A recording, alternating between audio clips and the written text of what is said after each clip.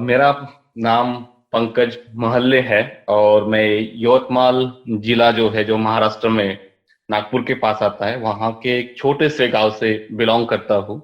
मैंने graduation social work में किया है, पोस्ट ग्रेजुएशन टीआईएसएस में सोशल वर्क में ही, लेकिन स्पेशलाइजेशन जो था वो लाइवलीहुड एंड सोशल एंटरप्रेन्योरशिप में किया है।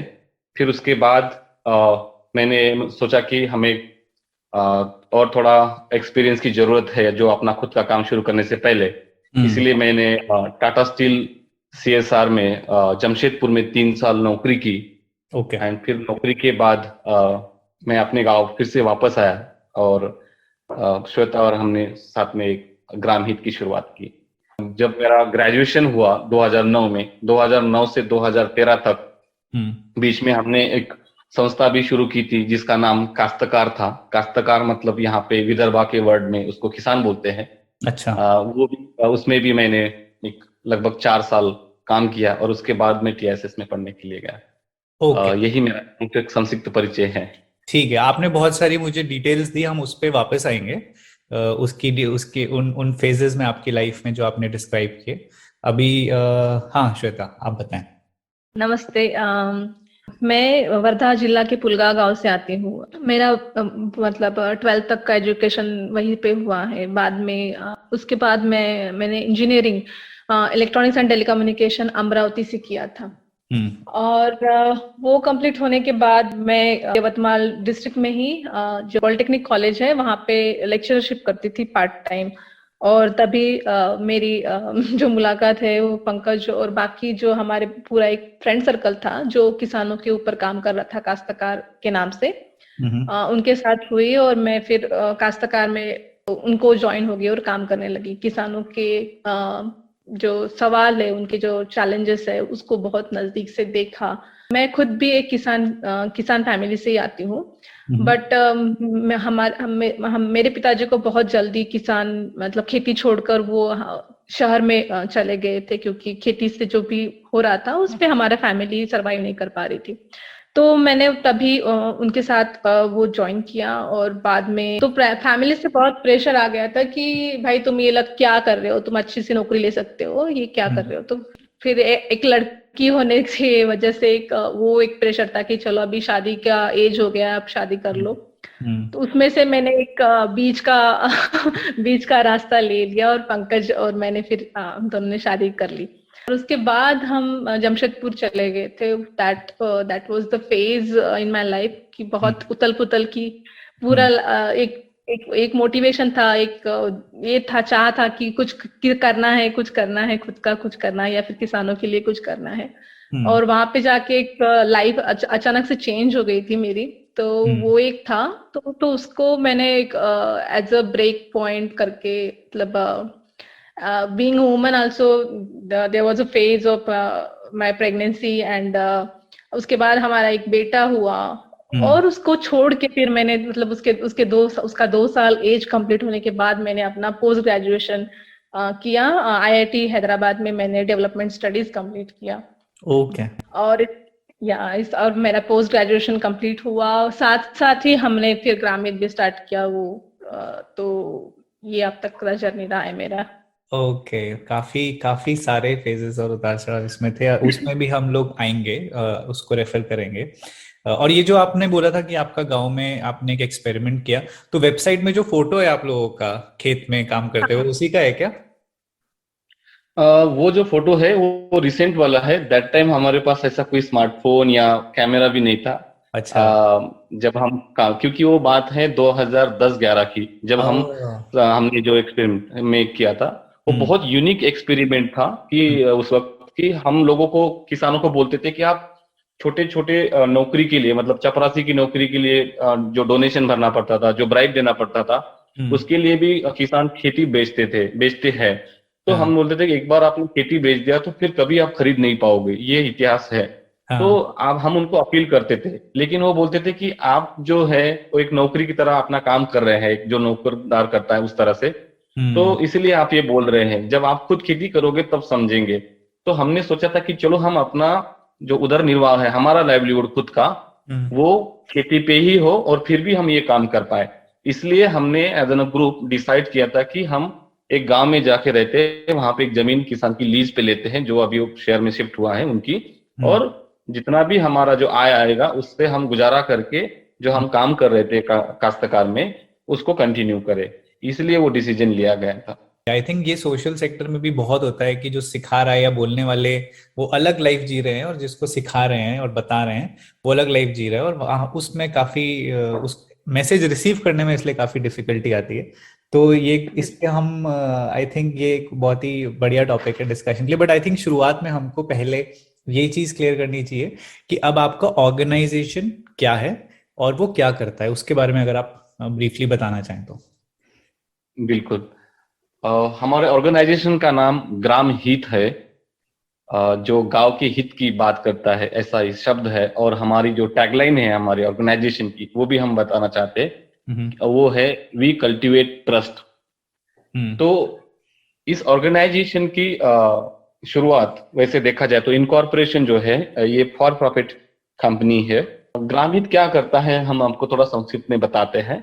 उसके लिए थोड़ा सा हम आई थिंक मुझे लगता है कि हमें अपना थोड़ा एक स्ट्रगल जो है, स्टोरी है उसके भी हम ग्रामीण शुरू कर मोटिवेशन क्या है वो बताना मुझे लगता है कि जरूरी है। ठीक है।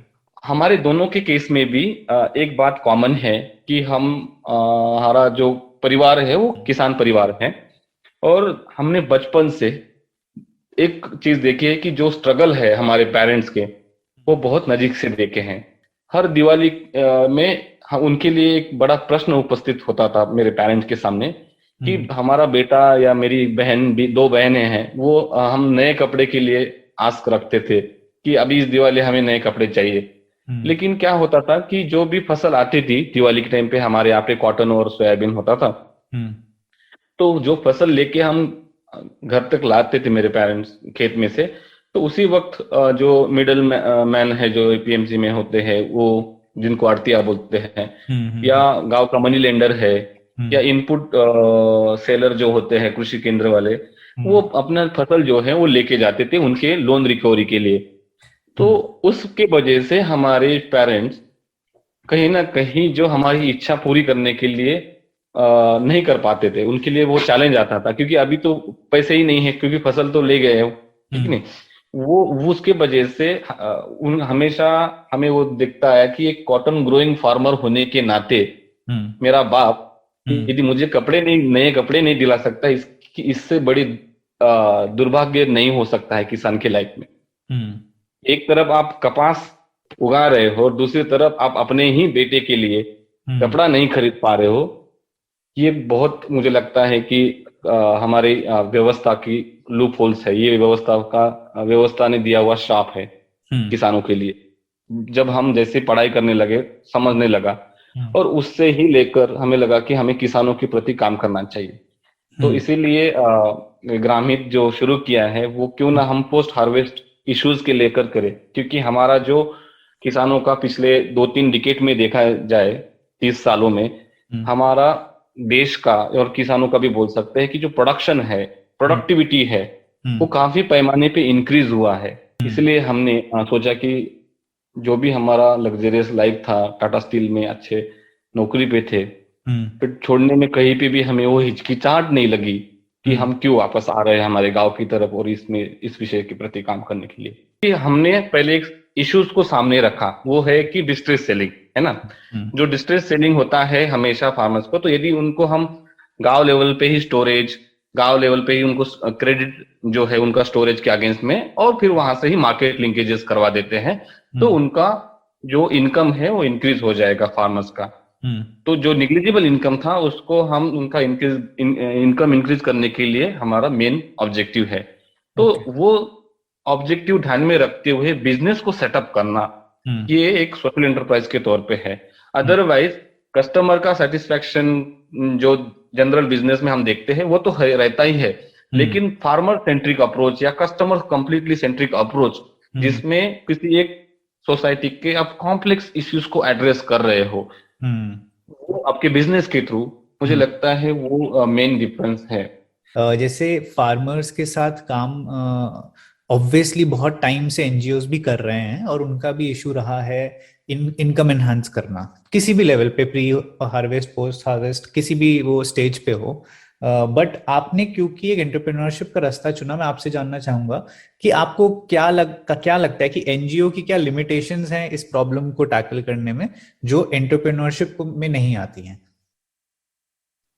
बहुत अच्छा सवाल है। बहुत अच्छा सवाल है एक्चुअली, क्योंकि हमारी जर्नी जो रही है वो हम पहले एनजीओ मोड में काम करते थे जब हम काश्तकार में थे, और वो शिफ्ट होके हम सोशल एंटरप्रेन्योरशिप के तरफ गए हैं।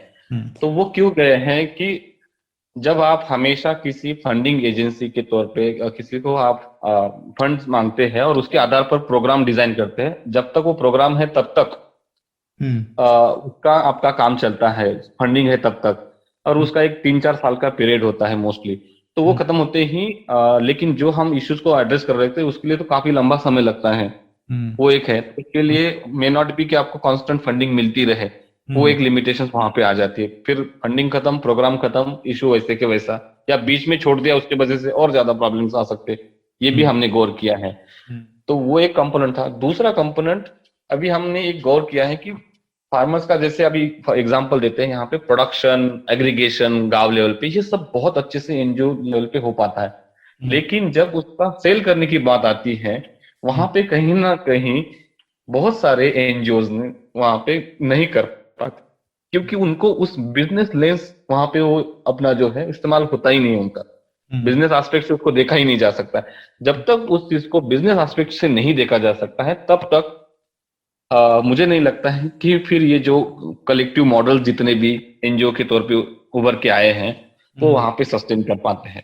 क्योंकि एट द एंड कोई भी आप प्रोडक्ट बना रहे हो या कोई भी आप सर्विस प्रोवाइड कर रहे हो, उसमें आपको कॉम्पिटिटर होंगे, बिजनेस में ऑलरेडी एग्जिस्टिंग प्लेयर्स होंगे, उनको आपको चैलेंज करके आपका मार्केट में प्रेजेंस लाना, इट मीन्स आपको हार्डकोर बिजनेस स्ट्रेटेजी चाहिए। ऐसा क्या है जो आपको लगता है कि आप एज एन एनजीओ कर पा रहे थे but as a social entrepreneur नहीं कर पाते हो?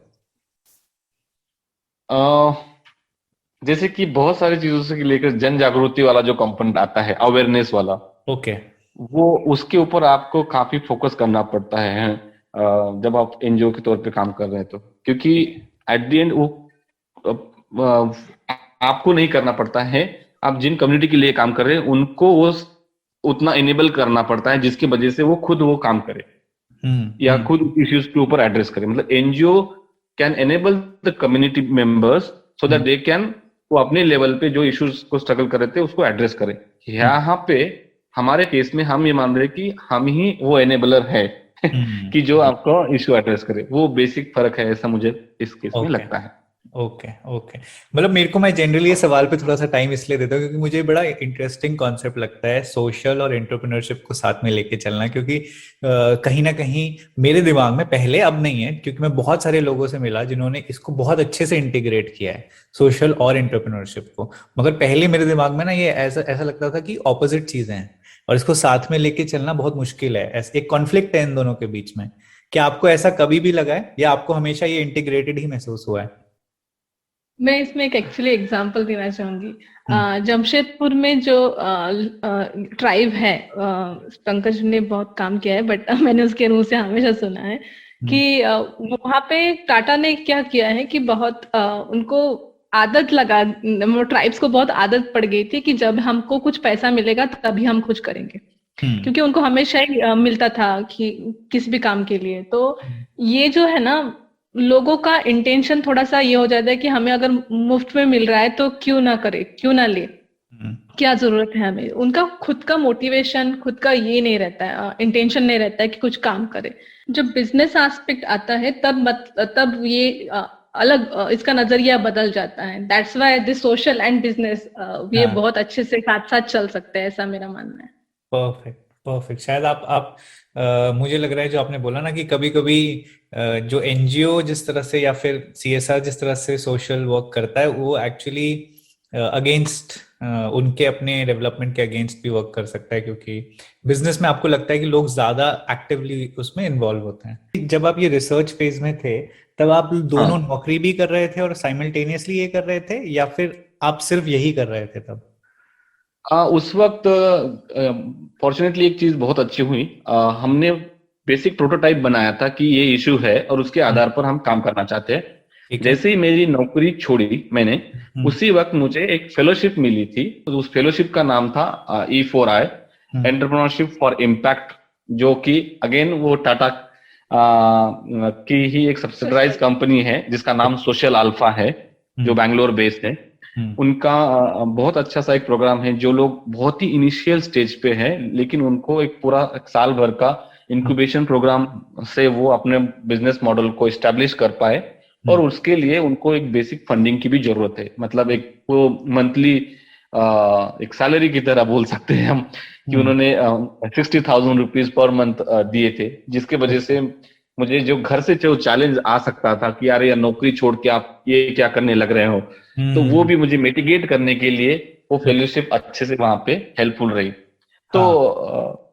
तो ये उसका आपका जो सवाल थैंक्स आपने बताया, क्योंकि अक्सर जब जैसे मान लो कोई यंग पर्सन ऐसा करने की सोचेगा, तो आई थिंक इससे उसको समझ में आएगा कि ओके, ऐसे भी सपोर्ट सिस्टम है आपके पास। जैसे हम अभी थोड़ी देर पहले एनजीओज की बात कर रहे थे, और हम ग्रांट्स जो देते हैं और जो एनजीओज, उनके बीच में एक रिश्ता होता है, एक कह सकते हो एक डिफिकल्ट रिश्ता भी होता है, हम कह सकते हैं।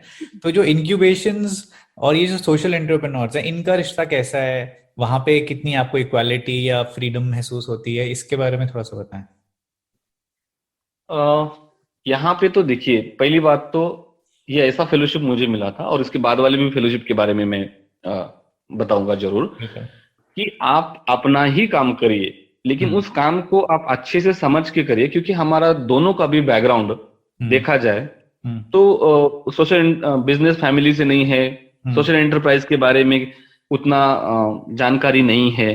तो एक बिजनेस मॉडल क्या होता है, आप अपना जो पिच कैसे कर सकते हैं, इसको स्केल करने के लिए क्या क्या आपको जरूरी चीजें, जैसे फाइनेंशियल मॉडलिंग क्या है, आपका कैश फ्लो क्या होता है, ये सब चीजें जो है काफी नए होते हैं हमारे लिए। इवन दो कि हमारी जैसे मेरी पढ़ाई तो सोशल एंटरप्राइज में हुई है, लेकिन मैं ये बोलूंगा कि मुझे जो चीजें वहां पे एक्चुअल बिजनेस करने के लिए, सोशल स्टार्टअप करने के लिए वहां पे वो सब चीजें नहीं मिली, जो कि एक इंक्यूबेशन प्रोग्राम में मुझे प्रैक्टिकल तौर पे वहां पे करने के लिए मिले। कि आप आइडिएशन स्टेज से लेकर आपका बिजनेस मॉडल बनाने के तौर पे, और फिर उसको एग्जीक्यूट करके पायलट, प्रोटोटाइपिंग, ये सब चीजें किस तरह से कर सकते हैं, वो सब चीजों के लिए बहुत ही अच्छे से आपके ही मॉडल के ऊपर का एग्जाम्पल देके आपको समझाया जाता है, और उसके अराउंड बहुत सारे ब्रेनस्टॉर्मिंग होते हैं।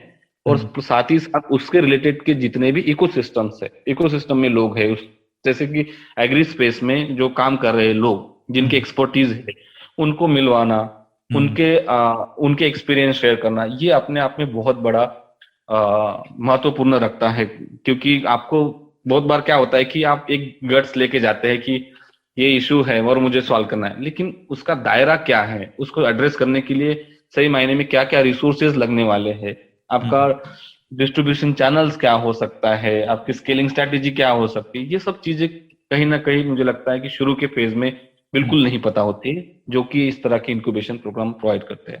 तो जो मुझे फेलोशिप मिली थी वो हम मेरे ही काम करने के लिए मुझे मिली थी, जिसके लिए ये सपोर्ट कर रहे थे। ओके, इसमें आप मुझे थोड़ा सा इसका एग्जांपल देके थोड़ा सा और डिटेल में बता सकते हैं? जैसे आपने बोला ना कि एक माइंडसेट शिफ्ट की जरूरत है, बहुत सारे फाइनेंशियल एस्पेक्ट कंसिडर करने की जरूरत है, क्योंकि बहुत सारे लोग जो एंटरप्रेन्योरशिप में अब जा रहे हैं वो फैमिली, मतलब वो एंटरप्रेन्योरशिप या बिजनेस फैमिली से नहीं आ रहे हैं, और वो एक सर्टेन तरीके से सोचते हुए आते हैं, और उनको ये सारी चीजें शायद बहुत नहीं होती है उनके लिए। तो आपको क्या लगता है कि कहाँ, किस चीज को ओवरकम करने में ज्यादा टाइम लगता है? कौन से ऐसे पहलू है जिसमें हम थोड़ा सा स्टक होते हैं कि हम उस तरह से नहीं सोच पाते? मतलब बोलते हैं ना, एक बिजनेस पॉइंट ऑफ व्यू से सोचो, या फिर उसके जो अलग ही एक लेट्स से एक वोकैबुलरी और एक अलग ही दृष्टिकोण है, तो उसके बारे में, वो स्विच के बारे में अगर आप थोड़ा सा और बता सके कि वो एग्जैक्टली कैसे आता है और कहाँ अक्सर आने में देरी हो जाती है या फिर हम थोड़े फंसे रहते हैं। जैसे मैं आपको बताता हूँ कि जैसे इंक्यूबेशन प्रोग्राम मान लीजिए कि हमारी लाइफ में नहीं होता तो क्या कर पाते। ठीक है, अभी ऐसा नहीं होता तो हम इस चीज के ऊपर ही स्ट्रगल कर पाते कि हम जो यूनिट ऑफ इकोनॉमिक्स, एक हमारा जो काम कर रहे हैं उसका यूनिट ऑफ इकोनॉमिक्स यदि हमें निकालना हो, हमने लेकिन यूनिट ऑफ इकोनॉमिक्स ये वर्ड ही नहीं सुना है या कॉन्सेप्ट ही नहीं सुनी है, तो कैसे निकाल पाएंगे? पहली बात तो क्या है, है मुझे ना? भी नहीं पता, एक बार बताओ कि थोड़ा सबको जो सुन रहा है उसको। नहीं मतलब जैसे कि फॉर एग्जाम्पल आप एक फार्मर्स को सर्विस दे रहे हैं ये वाली, तो हाँ। उसमें आपके लिए इतना लागत, इतना खर्चा आ रहा है, और अच्छा। उसमें से आप कितना ग्रॉस प्रॉफिट आपको इनकम होगा, नेट प्रॉफिट कितना होगा, कौन से ओके। एस्पेक्ट के कितना खर्चा आ रहा है, ये सब ओके। चीजों का माइन्यूटली प्लानिंग करना परफेक्ट, ठीक या है। उसको डिजाइन करना। हम्म। एंड फिर उसके बाद यदि आप इसको अब एक के साथ काम कर रहे हैं, तो जब 10,000 के साथ कर रहे होंगे तो उस वक्त उसका क्या हम्म। इकोनॉमी ये होगा, खर्चा होगा, क्या ओके। इनकम होगा, ये सब चीजों को डिटेल में आपको ड्रॉ डाउन ड्रॉ करना। डाउन करना हम्म। बहुत इंपॉर्टेंट है। उससे आपका पिक्चर्स क्लियर हो जाता है कि किस तरह से आपको काम करना है। टेक रिलेटेड चीजों को बहुत जल्दी सपोर्ट मिलता है, बट अगर तुम्हारा कोई बिल्कुल। नॉन टेक टाइप का चीज है तो उसको इतनी जल्दी सपोर्ट नहीं मिलता है। तो आप लोगों का क्या इस पे विचार है? या टोटली एग्री करती हूँ मैं। मतलब ये मतलब दो चीजें हैं, एक इंक्यूबेशन अलग है, एक इन्वेस्टर अलग है। ओके। तो जब जो इन्वेस्टर है वो स्पेशली आपके बिजनेस में इन्वेस्ट करने के माइंड से आते हैं। हम्म। इंक्यूबेशन आपको एज अ गाइडिंग और मेंटर की तरह से सपोर्ट करते हैं। हम्म। और आज का मतलब पूरा एटमॉस्फेयर इस तरह से है, अगर आप एआई बेस्ड हो, मशीन लर्निंग हो, टेक्नोलॉजी हो, तो आपको बहुत जल्दी लोग सपोर्ट करने के लिए तैयार होते हैं, मतलब फाइनेंशियली भी और एज अ मेंटोर भी। हम्म। तो ये दोनों एस्पेक्ट इसमें है। तो पंकज। ओके, हाँ पर लेकिन आपने। ऐसे भी कुछ, हाँ, बोलिए पंकज। हाँ ऐसे भी कुछ, sorry just I am to add, ऐसे भी कुछ इंक्यूबेशन प्रोग्राम है जिसमें वो स्टेक मांगते हैं। डेफिनेटली जो आपने बोला है, हमारे केस में क्या हो कि ऐसे कोई इंक्यूबेशन प्रोग्राम के साथ हमारा पाला नहीं पड़ा है जिन्होंने स्टेक। स्टेक मांगा है। लेकिन ओके। ऐसे प्रोग्राम है जो ये करते हैं, क्योंकि हमारा प्योर सोशल एंटरप्राइज होने की वजह से फॉर्चुनेटली ऐसे प्लेटफॉर्म है जो कि बिना कोई स्टेक के वो सपोर्ट सिस्टम के तौर पे उबे खड़े रहते हैं हमारे साथ। पर मेरे को इसमें एक चैलेंज ये भी लगता है कि जैसे अब मान लो कि मैं स्किल डेवलपमेंट की फील्ड पे काम कर रहा हूँ। अब स्किल डेवलपमेंट में 50 लोग काम कर रहे हैं, ठीक है। अब मेरे से इंक्यूबेटर पूछता है कि आपका आइडिया यूनिक कैसे है? ये तो ये भी कर रहा है, ये भी कर रहा है, ये भी कर रहा है, और सच्ची में कर ही रहे हैं, ठीक है। तो क्या मैं फिर अपने आए तो मेरे को कभी कभी लगता है कि तो अब मैं, क्योंकि अब एक तरह का बेचना यहाँ पे भी चल रहा है, मुझे इनको कन्विंस करना है बेसिकली पहले, हर हाल में, है ना। आइडिया मेरा जो भी हो, मेरी कमिटमेंट जो भी हो, मेरी कैपेसिटी कुछ भी हो, बट अभी यहाँ पे एक अलग लेवल पे नेगोशिएशन चल रहा है जहां पे अब मैं अपने आइडिया को थोड़ा सा मतलब किसी भी तरह से और डिफरेंट बनाने के गेम में लगा हुआ हूँ। तो आपका एक्सपीरियंस इस पे कैसा है? ये जो यूएसपी वाला तो पार्ट है बेसिकली। जैसे हमारे केस में हमने बोला कि हमने 10 किसानों के साथ ये मॉडल ट्राई किया है। हम्म। हमने ट्राई करके ये उसके रिजल्ट है। अभी मे बी हम इसमें उतना पूरी तरह से नहीं कर पा रहे, लेकिन ये कर सकते हैं, इसका कॉन्फिडेंस हमें इस पायलट से आया है। हम्म। क्या आप हमें इसको और अच्छे से करने के लिए हेल्प कर सकते हैं क्या? हम्म। वो वाला पूरा अप्रोच रखेंगे तो डेफिनेटली वो वहां पे काम करेगा। सेकंड, हम्म। आपको थोड़ा सा इसको, जो आप सेक्टर में काम कर रहे हैं उस सेक्टर का भी अंडरस्टैंडिंग जो है वो साथ साथ में लेना ही होगा। जैसे हमने लैंडस्केप एनालिसिस जो बोलते हैं, या कंपेटिटिव एनालिसिस, सॉरी, करना कि इस तरह हाँ। के और क्या प्लेयर है और वो किस तरह से सर्विस प्रोवाइड कर रहे हैं या क्या प्रोडक्ट है उनका। अभी करंटली इंडिया में ऐसे कौन सी ऑर्गेनाइजेशंस हैं जिनको आप एज ए रोल मॉडल मानते हैं, या आप ये मानते हैं कि वो काफी अच्छा काम कर रहे हैं? वैसे तो बहुत सारी है, मतलब जिन आपके जिनसे टॉप। हमारा हाँ। हमारा अप्रोच आया है। जैसे मैंने आपको सोशल अल्फा के बारे में बोला, हाँ। उसके अलावा मैं और एक चीज आपको यहाँ पे शेयर करना चाहता हूँ, जो कि एक्यूमेन इंडिया के बारे में। एक्यूमेन जैसा प्लेटफॉर्म आपको उस लीडरशिप स्किल प्रोवाइड करता है, वो लीडरशिप का एक्सपोजर दिलवाता है जिसके वजह से हम्म। आप अपने ऑर्गेनाइजेशन को अच्छे से लीड कर पाते हैं।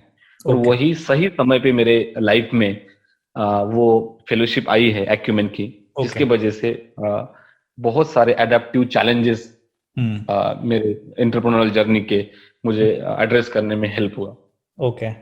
और ऐसे ऐसे इंडिविजुअल्स हैं जो सोशल एंटरप्रेन्योर्स बन चुके हैं और अभी बहुत मतलब इंस्पायरिंग काम कर रहे हैं। मेरी दोस्त है जो जिसके कंपनी का नाम S for S technology, Aurangabad में उनका काम चलता है, और महाराष्ट्र में और काफी जगह पे भी है। उन्होंने अपना एंटरप्रेन्योरल जर्नी 6-7 साल पहले शुरू किया, हम्म। और 4-5 लोग एक साथ आए और उन्होंने वो फूड बेस्ड टेक्नोलॉजी उनका एक्चुअली सोलर ड्रायर है, ओके। जो वेस्ट होने वाला जो वेजिटेबल्स एंड फ्रूट्स है उसको वो ड्राई करके उसके पाउडर बना के सेल करते हैं, ताकि वो वेस्ट, जो फूड वेस्ट होने वाला था ओके। उसको वो रिड्यूस करते हैं। हाँ। और साथ ही साथ फार्मर्स को भी अच्छा उनके मॉडल के थ्रू इनकम मिलता है। और ओके। काफी सारी महिलाओं को भी उस पूरे प्रोसेसिंग के काम में लगाया उन्होंने, जिसकी वजह से एम्प्लॉयमेंट भी गांव स्तर पे अच्छा मिलता है। दूसरी मैं एक बताना चाहूंगी, श्रुति करके है जो स्ट्रॉ कल्चर उनका ऑर्गेनाइजेशन है। हाँ। वो भी बहुत इन्फ्लुएंशियल एंटरप्रेन्योर रही है मेरे लिए, okay. As a woman also. और जिस तरह से उसने ऑर्गेनाइजेशन खड़ी की है उससे भी मतलब इंस्पायरिंग रही है मेरे लिए वो।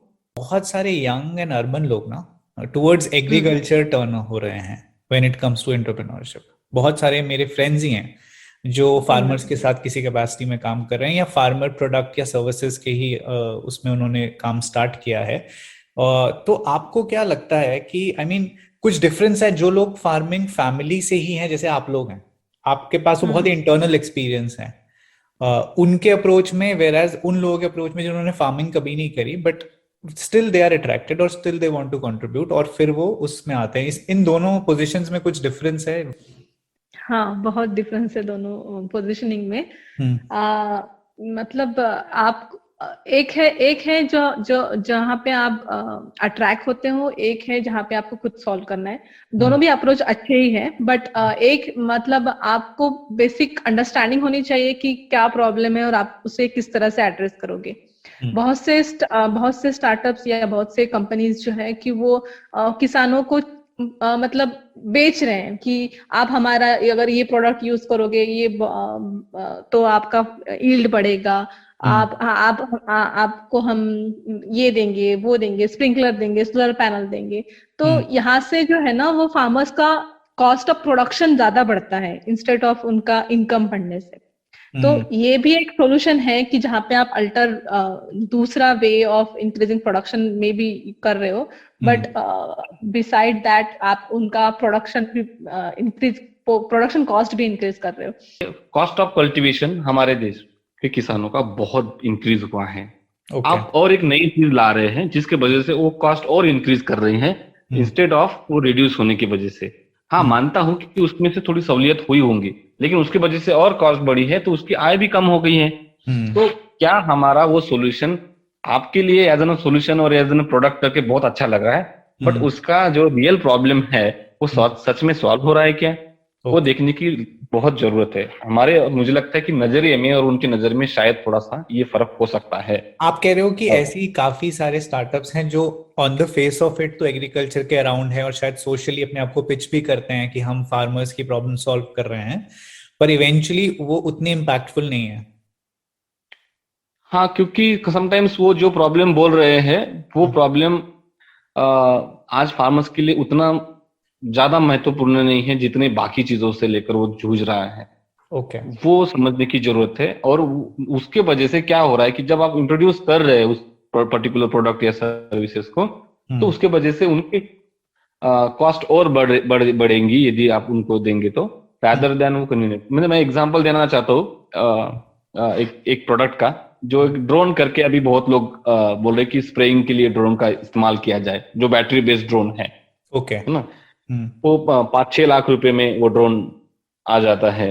यदि वो किसान इसका इस्तेमाल करेंगे तो उनका लेबर का कॉस्ट रिड्यूस हो जाएगा। फिर उसके बाद उनका पेस्टिसाइड का जो है वो भी कम हो जाएगा, यूजेस कम हो जाएगा, उसकी जो मात्रा है वो कम हो जाएगी, तो उसका एक्सपेंस वहां से रिड्यूस हो जाएगा। मुझे तो लॉजिकली फिट ही नहीं बैठता है कि वो किस तरह से उसका यूजेस रिड्यूस होगा। वो तो उतना ही छिड़काव करेगा जो एक नॉर्मल स्प्रेयर कर रहा है, उससे ज्यादा कर सकता है। पहली बात तो ये। दूसरी बात, 6 लाख रुपए वन टाइम इन्वेस्ट करने के लिए कौन सा किसान आज की तारीख पे हमारे देश में तैयार है स्प्रेइंग के तौर पे? बहुत बड़ी इन्वेस्टमेंट है। चलो इसको हम कलेक्टिवली भी लेते हैं, तो क्या हमारा जो प्रोडक्ट है वो 12 मिनट तक, वो जब वो उसकी कैपेसिटी केवल 12 मिनट तक है, फिर उसके बाद 2-3 घंटा उसको चार्ज करना पड़ता है, अभी तक के वही प्रोडक्ट है। अच्छा, ऐसे ही आए हैं। 12 मिनट तो तो बहुत मेरा कहना है कि 12 मिनट में वो आप एक किसी शूट कर रहे हो कैमरा से एक पर्टिकुलर इवेंट, और बीच बीच में उसको ड्रोन कैमरा की तरह उसको उड़ा रहे हो, उसके लिए बहुत अच्छा है। बट जब स्प्रेइंग के लिए कर रहे हैं तो वो मुझे नहीं लगता कि फिजिबल है। बट उसके नाम पे इतना अभी शोर मचा रहा है कि इनोवेशन इनोवेशन है, और हर जगह पे आप देखिएगा एक टेक में कहीं ना कहीं वो बैनर में पोस्टर्स में आपको ड्रोन कैमरा ड्रोन स्प्रेयर दिखेगा। भाई उसका पहले तो फिजिबिलिटी और उसका प्रैक्टिकल एस्पेक्ट तो देखो समझो, उसके बाद उस लेवल को उसको प्रमोट करो ना। तो ऐसी ऐसी चीजें हैं, जस्ट एग्जांपल दिया हमने, ऐसी चीजें बहुत सारी हो रही है इस सेक्टर में। ओके ओके, कोई ऐसा एग्जिस्टिंग चैलेंज जो अभी सॉल्व नहीं हुआ है, रिजॉल्व नहीं हुआ है, जिसके बारे में अभी आप लोग काफी डीपली जिसमें घुसे हुए हो, ऐसा कोई कंपोनेंट आप शेयर करना चाहते हो? बिल्कुल बिल्कुल। जैसे अभी हम डिस्कस कर रहे थे ना कि बहुत सारी एग्रीकल्चर के रिलेटेड लोग काम करना चाह रहे हैं, आ रहे हैं, और लोगों की अंडरस्टैंडिंग उसके अराउंड है कि हमें इसमें काम करना चाहिए। तो अभी ये भी एक अंडरस्टैंडिंग है लोगों की, मैं आपको बता दूं कि हम सबको लगता है कि जो मंडी लेवल पे मिडल मैन होते हैं, आड़तिया होते हैं या ट्रेडर होते हैं, वही लोग लूट रहे हैं किसानों को, ऐसा जनरल परसेप्शन है। ओके। तो मेरा कहना है कि वो लोग वही लोग बोलते हैं जिनको इस सेक्टर के बारे में बहुत बेसिक नॉलेज है। जो जब आप इसमें डीप डाइव करोगे और समझ में आएगा पूरा सेक्टर किस तरह से फंक्शन कर रहा है, तब आपको समझ में आ जाएगा कि ये तो ट्रेडर और ये अड़तिया तो केवल प्यादे हैं, पूरी होल सिस्टम इस तरह से बनी है जिसमें हमेशा फार्मर्स को वो हर एक एस्पेक्ट से उसमें उसको लुटा ही जा रहा है। वो मैं थोड़ा सा यहाँ पे आपको बताता हूँ वो किस तरह से हमारा चैलेंज है। जैसे हमने किसानों के लिए एक सिस्टम तो बनाया है यहाँ पे, जो सिस्टम ये बोलता है कि आपका प्राइस डिटर्मिनेशन प्रोसेस जो है वो क्वालिटी एनालिसिस के थ्रू ही होगा। ओके। अब ये एकदम ट्रांसपेरेंट सिस्टम हमने यहाँ पे फार्मर्स के लिए जनरेट बनाया है। अब जब ये प्रोड्यूस प्रोसेसर के पास जाता है, तो जब उनके यहाँ पे जाने के बाद ये लोग उसमें उनकी मोनोपोली है। जैसे एक किसान मंडी में जाता है तो उसके पास चॉइस नहीं होता है वहां से उसको उसका प्रोड्यूस फिर से घर लाने के लिए, क्योंकि उसको वहां का प्राइस जो ऑफर किया गया था ट्रेडर ने वो उसके लिए सही नहीं लग रहा है उस केस में। वैसे ये प्रोसेसर की मोनोपोली होने की वजह से ये लोग भी जो क्वालिटी है प्रोड्यूस का वो वहां पे जो है उससे और खराब दिखाएंगे और उसको प्राइस को डाउन करेंगे।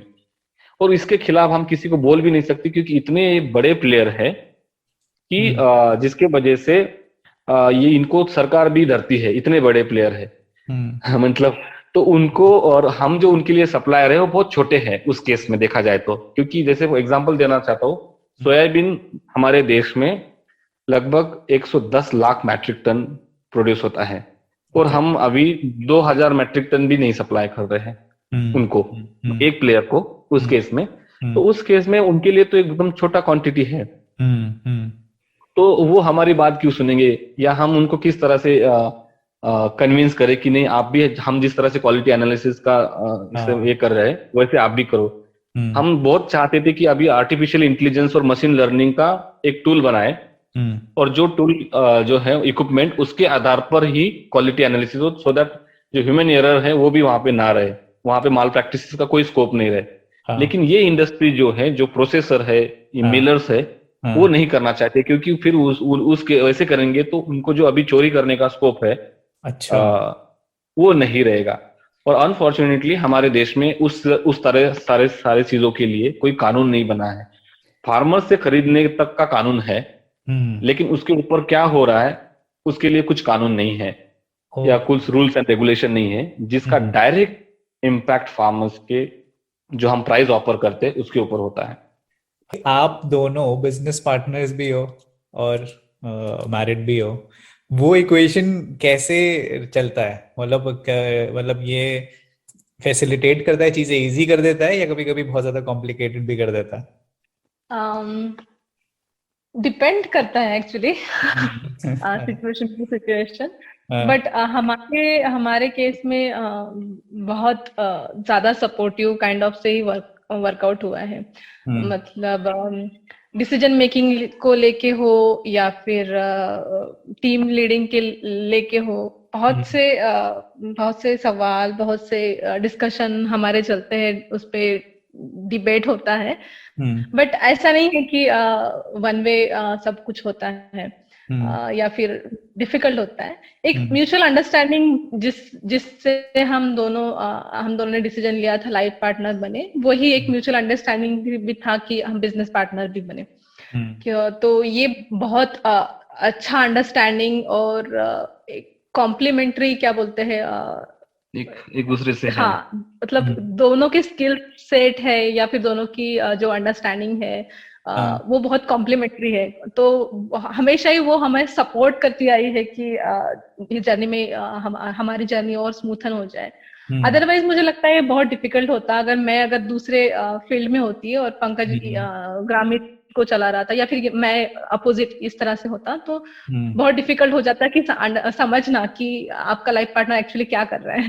क्योंकि मैंने जब जर्नी स्टार्ट किया था तो मेरे फैमिली में सवाल थे कि अच्छा खासा नौकरी इसको मिल सकती है, ये बाकी लोगों की तरह नॉर्मल जिंदगी क्यों नहीं जीना चाहती, पहले से ही हमेशा अलग अलग क्यों इस तरह से करती है। तो ये एक दोनों को भी अंडरस्टैंडिंग है कि ये क्या करना चाहते हैं, क्या इसका इम्पैक्ट हो सकता है, ये इसका फ्यूचर किस तरह से हो सकता है। तो और पूरा जो प्रोसेस होता है, मतलब आपको एंड पॉइंट तक पहुंचना एक अलग बात है और वो जो पूरी जर्नी एंजॉय करना है वो अलग बात है। तो ये दोनों एक साथ होने से वो जर्नी हम एंजॉय करते जा रहे हैं, चैलेंजेस हो या फिर सक्सेस हो, दोनों भी एक साथ फेस कर रहे हैं। और यही टॉपिक चलता रहता होगा घर में भी बाहर भी, क्योंकि बिजनेस पर्सनल सब तो मिक्स है।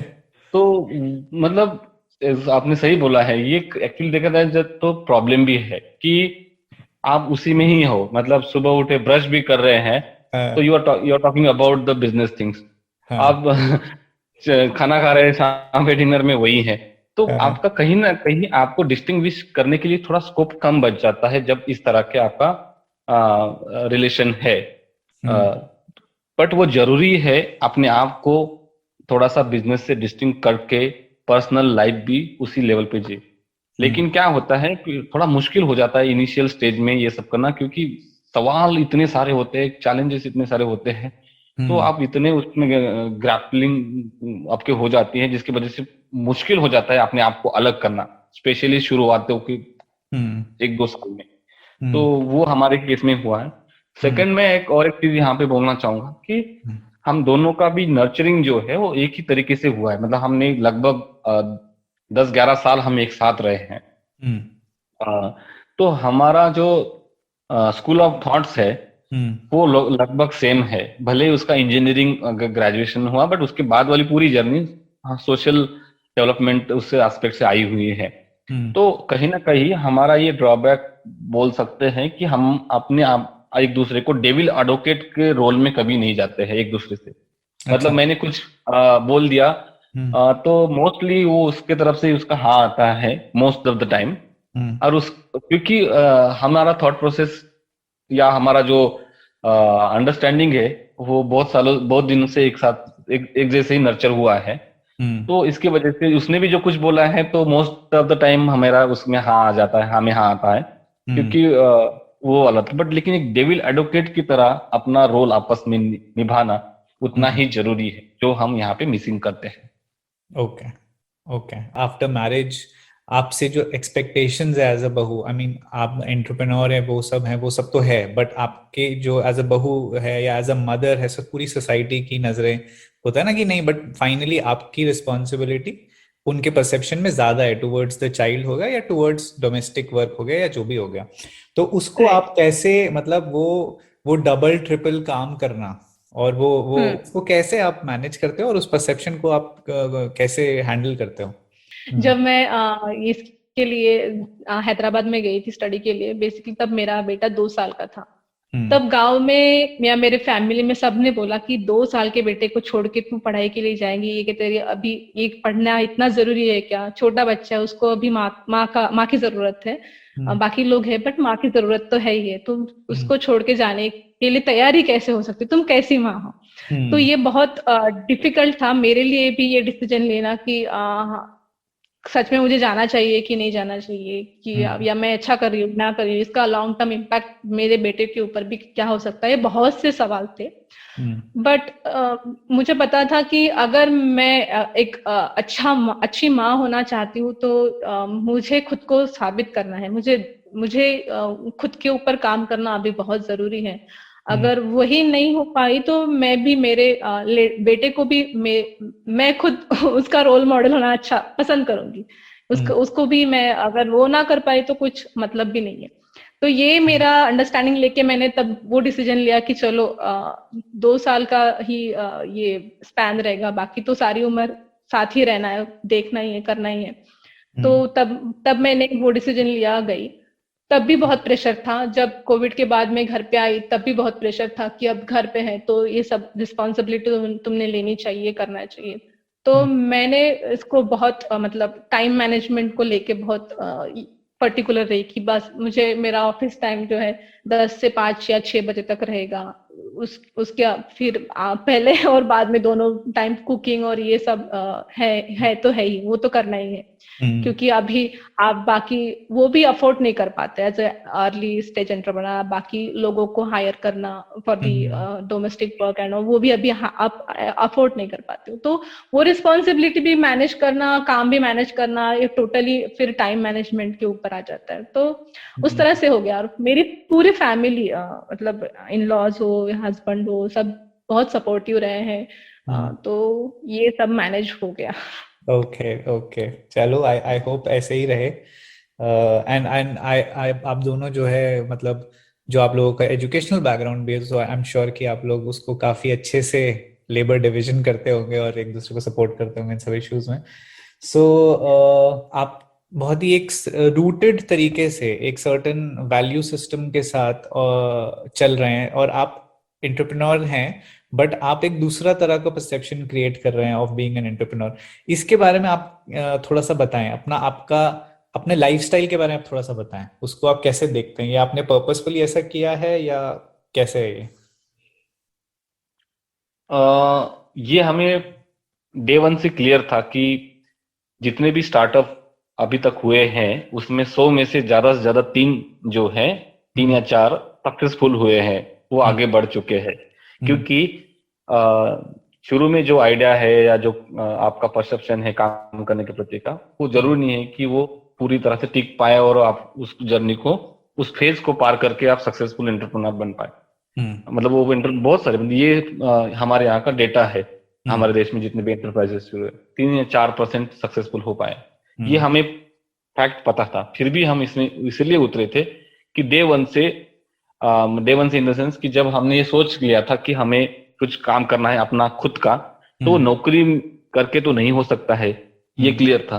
दूसरा, जो हम काम करना चाहते हैं वो कोई ऐसा दूसरा कंपनी या कॉर्पोरेट या एनजीओ भी नहीं कर रहा है, ये भी हमने समझ लिया था। तो इसलिए दोनों भी पुलिंग और पुशिंग फैक्टर हमारे केस में बहुत स्ट्रांग थे कि हमें एंटरप्रेन्योर लाइफ जीनी है, एक एंटरप्रेन्योरशिप जर्नी हमें चुननी है, लाइफस्टाइल चुननी है, जो कि पता है कि इसमें कई सारे चीजें ऐसी होंगी कि जो आपको परेशान करती रहेंगी। मतलब जैसे हम अभी हमारे जो दोस्त है जो नौकरी कर रहे हैं, वो सैटरडे संडे फोन करते हैं या बात होती है हमारी, तो उनका एकदम चिल आउट जीवन लगता है उस टाइम का। तो बट लेकिन हम उनको बोलते अरे नहीं, थोड़ा हमारा काम है आज, तो शायद हम नहीं बात कर पाते हैं, बात कर पाएंगे। तो वो उनको देख के कभी कभी हमारे मन में आया था कि अरे हमने तो ये जीवन अपने से स्वीकारा है, जो कि उतना इसके लिए समय देना ही होगा, और उसमें हम अपना खुद का एंजॉय भी देखते हैं, फन भी करते हैं, थोड़ा सा काम में ही फन देखते हैं, काम में ही काम में ही राम देखते हैं, बोल सकते हैं। ओके हमने बट थोड़ा सा स्ट्रेटेजिकली ये किया है कि ये इतना मतलब थोड़ा टाइम बाउंडिंग किया है कि इसके बाद हम काम की बात नहीं करेंगे, क्योंकि एक फेज आया था कि उसमें वही मतलब बस दिन रात वही डिस्कशन, उसके ही सोचना। तो थोड़ा सा लगा कि हमें अभी बर्नआउट भी हुए हाँ, थे बोल सकते हैं। तो इसका भी हमें टाइम बाउंड करना चाहिए कि ये टाइम के बाद हम बिल्कुल बिजनेस की बात नहीं करेंगे। ये पूरा टाइम हम हमारे बेटे को देंगे, उसको उसकी पढ़ाई या फिर उसके साथ खेलना, इस चीजों में लगाएंगे। तो थोड़ा सा ये अभी हमने ये सीखा है ज्यादा दिन नहीं है इस चीज को अभी। कर रहे हैं अभी हम अभी नए साल का ये संकल्प है हमारा। बहुत खुद बढ़िया, के एक्सरसाइज के लिए टाइम देंगे थोड़ा सा, इस तरह नहीं से। जरूरी है, बहुत अच्छा। मैं आपसे एक आखिरी सेल्फ सवाल केयर। पूछूंगा, वो क्वेश्चन होगा कॉलेज स्टूडेंट्स की तरफ डायरेक्टेड, जो लाइक मान लो कि मास्टर्स ही कर रहे हैं टिस में, या जैसे आप लोग थे इंजीनियर्स हैं, या जो थोड़ा बहुत जिनका बेंड है टुवर्ड्स इधर सोशल वर्क या सोशल एंटरप्रेन्योरशिप या जनरल एंटरप्रेन्योरशिप। तो आपको क्या लगता है कि कौन से स्किल्स पे उनको अभी से ध्यान देना चाहिए, या किस तरह के एक्सपीरियंसेस उन्हें सीख करने चाहिए to make them more let's say ready या fruitful for entry into the field जिसमें आप लोग हैं? सबसे पहली बात तो इसमें हमें ये लगता है कि जिस तरह से एक माहौल बन रहा है हमारे देश में सोशल एंटरप्राइज का है, वो बहुत ही अच्छी चीज है, बहुत ही अच्छी बात है। क्योंकि हर एक जन जो भी प्रॉब्लम आइडेंटिफाई कर रहा है, गैप आइडेंटिफाई कर रहे हैं, उसमें कुछ इनोवेटिव सॉल्यूशन लाने की बात कर रहे हैं। पहले क्या होता था कि किसी कॉर्पोरेट कंपनी में वो उनके R&D डिपार्टमेंट में ये सब चीजें ज्यादा तौर पे चल रही थी, जो कि आज आम आदमी भी उसके बारे में सोच रहा है। वो अपने आप में सच में एक रिवोल्यूशनरी इस देश का जर्नी हो रहा है, ऐसा मुझे लगता है। दूसरी बात इसमें यह है कि क्या आपने बोला है कि क्या स्किल सेट और ये है, अभी क्या है कि जब तक आप जो सजेस्ट करेंगे एक्सपीरियंस मैं बोलूंगा कि जो भी आप काम करना चाहते हैं उसको, फॉर एग्जांपल जो सेक्टर है, फॉर एग्जांपल एग्रीकल्चर सेक्टर है, तो एग्रीकल्चर सेक्टर को भी पूरी तरह से समझने का प्रयास करिए। जो आप सोच रहे हैं वो ऑलरेडी कोई कर रहा है क्या, जाके उनसे मिलो, उनको समझ लो, क्योंकि उसके स्पेसिफिक जो स्किल सेट है उसके बाद वाले आते हैं। जैसे अभी फाइनेंशियल मॉडलिंग जो है, मुझे नहीं पता था किस तरह से कैश फ्लो बनाना है, किस तरह से यूनिट ऑफ इकोनॉमिक्स बनाना है, या बिजनेस मॉडल फ्रेमवर्क किस तरह से डिजाइन करने हैं, कंसेप्ट नोट या बिजनेस मॉडल को किस तरह से बनाना है। वो सब चीजें जो है वो एक पर्टिकुलर आइडिएशन का जो फेज होता है उसके बाद में आ जाती है। लेकिन जब आइडिएशन स्टेज में होते हैं तो वो एक्सप्लोरेशन जो स्टेज है वो बहुत अच्छा होना चाहिए, मुझे ऐसे लगता है। वो बाकी के जो कंपनी खड़े करने के लिए जो स्किल सेट है उसके लिए अभी बहुत सारे इकोसिस्टम है, बहुत सारे प्लेटफॉर्म है, वो सपोर्ट करेंगे ही। लेकिन जो आप प्रॉब्लम सॉल्व करना चाहते हैं या जिस चीज के ऊपर अपना बिजनेस आप खड़ा करना चाहते हैं, वो चीज को बहुत ही अच्छे से समझ ले। एक बार वो समझ लिया, solution can be change over the time. जरूरी नहीं है कि आपने जो सॉल्यूशन शुरू में सोचा था वही रहेगा, लेकिन प्रॉब्लम वही रहेगा। तो इसलिए प्रॉब्लम मान लीजिए वो प्रॉब्लम ही नहीं है और आपने सॉल्यूशन जो भी डिजाइन किया है तो वो वही पे फेल हो गया ना। तो understanding the problem very well is the key aspect of your initial journey. Okay, Shweta आप कुछ इसमें बोलना चाहेंगी? मुझे लगता है तो जैसे पंकज ने बोला था, या फिर यह हमारा रहा है पैशन कि हमें ये इशू को, जो फार्मर्स का निग्लिजिबल इनकम है, ये इशू का एड्रेस करना है। तो किसी को भी एंटरप्रेन्योर के लिए या फिर किसी भी सोशल एंटरप्रेन्योर के लिए ये बहुत जरूरी है कि वो प्रॉब्लम क्या है उसको सॉल्व करने का पैशन उसमें होना चाहिए। दूसरा जो है कि उसको वो जो सॉल्यूशन वो डिजाइन करता है तो उसको वो एक्चुअली इम्प्लीमेंट करने के लिए उसके साथ बहुत से लोग होने चाहिए, पीपल्स होने चाहिए, उसकी टीम होनी चाहिए जो सेम इंटेंशन से, जो आप प्रॉब्लम को एड्रेस करना चाहते हो वही इंटेंशन से आपके साथ जुड़े, वही विजन से आपके साथ जुड़े हो, उसको इम्प्लीमेंट करें। और उसके बाद आता है बहुत इम्पोर्टेंट जो है पैसा। उसके बगैर आपका सॉल्यूशन, आपका जर्नी अधूरा है, उसके बगैर आप वो कंप्लीट नहीं कर पाते हो। तो ये सभी का पूरा जो क्या बोलते हैं मेल है, वही आपकी एंटरप्रेन्योरल जर्नी को स्मूथन करता है। और आपका वो जो पैशन है ना फिर वो करने का, तो उससे आपके सारे स्किल सेट, सारे एक्सपीरियंसेस अपने आप उभर के आते हैं। हमने जब हमारे जर्नी स्टार्ट की तो हमारे पास कोई नेटवर्क नहीं था, आज हमारे पास एक बहुत अच्छा नेटवर्क है, क्योंकि आपकी वो जर्नी में वो अपने आप आपके पास जुड़ जाता है। वो मतलब आप जब वो बोलता है ना शाहरुख खान बस वही वाली है कि अगर आप किसी चीज को एकदम दिल से चाहते हो तो पूरी कायनात उसे आपको मिलाने में लग जाती है, बस उस तरह से ये हो जाता है। मतलब मतलब श्वेता आप शाहरुख खान फैन हैं? नहीं, बिल्कुल नहीं। अच्छा। बट मैं वो लाइन को एडमायर करती हूँ, बिल्कुल मुझे शाहरुख खान नहीं है। नहीं, मतलब जैसे श्वेता का जो पॉइंट है मैं थोड़ा सा उसमें बोलना चाहता हूँ कि आपके पास पैशन हो तो ऑटोमेटिकली आपको लोग वैसे जुड़ जाते हैं, और लोग जैसे जैसे जुड़ जाते हैं अकॉर्डिंगली फिर आपको पैसा भी उसमें आना शुरू हो जाता है। तो हम्म। एक एंटरप्रेन्योरल लाइफ या जर्नी के लिए आपके लिए पैशन, पीपल और पैसा with patience. With patience, okay. ये 4P जो है बहुत इंपॉर्टेंट है।